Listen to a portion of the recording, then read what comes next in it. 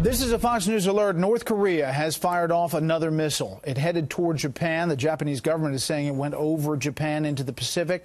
Let's go live now to senior foreign affairs correspondent Greg Palcott in Seoul, South Korea right now. Greg.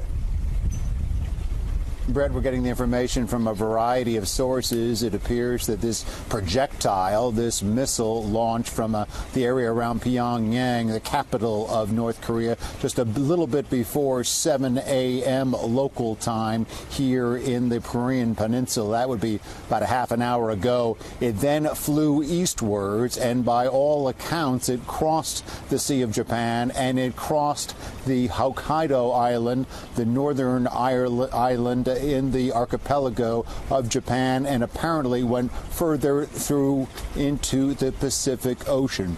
Now, this is the second time that this sort of trajectory has occurred with missiles coming from North Korea in recent weeks. It has alarmed Japan. It has called individuals, citizens, to go to shelters. We have seen that happen before in the last blast. We do not know whether this is an intermediate blast, whether it is an intercontinental ballistic missile. There was some speculation that a flattened trajectory launch could be made from North Korea. Once again, it would have to fly over Japan to reach its goal. If it was this flattened trajectory launching of a missile, then it could go deeper into the Pacific. We're waiting on that now. Of course, all of this is happening while North Korea very busy with its own rhetoric, its own talking, not just about the United States, but in fact about Japan during the day. Let's take a listen to what's been said today. Kim Jong Un's regime did launch more rhetoric. In the wake of the latest UN sanctions, state media is saying Pyongyang ought to use its nuclear weapons to reduce the U.S. to ashes and darkness. And U.S. ally Japan should be sunken into the sea. Japanese Prime Minister Abe, on a visit to India, stood his ground. The whole of the international community must fully implement the recently adopted United Nations Security Council resolution and force North Korea to change its policy. Secretary of State Tillerson in London, meeting with UK Foreign Secretary Boris Johnson and others, also promoted the UN resolution. Additionally, he called on North Korea ally China to do more. I am hopeful that China, as a great country, a world power, will decide on their own and will take it upon themselves to use that very powerful tool of oil supply to persuade North Korea to reconsider its current path towards weapons development. Back in Seoul, some are more pessimistic about the prospect of reining in the North Korean regime. I don't think, unfortunately, there is any way to stop them now. No way. No way. Leading North Korea analyst Andrei Lankov thinks that the North will resist sanctions and will only come to the negotiating table to freeze its nukes in exchange for concessions. They want to get to the point when they have a sufficient number of their intercontinental ballistic missiles capable of destroying a sufficient number of the American cities.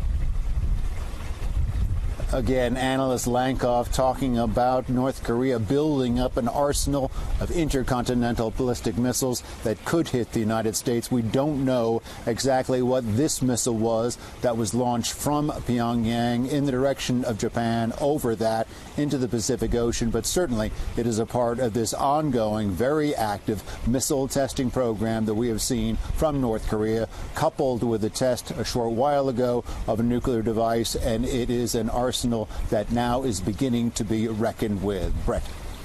You know, Greg, the last missile test was late August, and it was classified as an intermediate-range ballistic missile flying over Japan. Actually, that same area, that island you mentioned, Hokkaido Island, and there were U.S. Marines training on that island at the time when that missile flew over.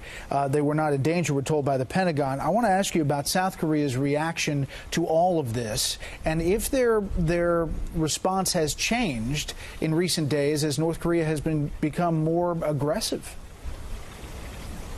Japan and South Korea have become more aggressive towards this. We heard from Japanese Prime Minister Abe today demanding that the recent UN Security Council resolution be implemented, criticizing some very strong rhetoric that we had just heard, talking about Japan being sunk into the sea this morning on state media in North Korea. Maybe a hint of what was to come just about 24 hours later. Japan getting tougher, South Korea getting tougher. We've been watching the government here much more saber rattling, much more military exercises. They realize they have a regional defense issue that they're dealing with, just as the U.S. deals with a longer range threat, Brett.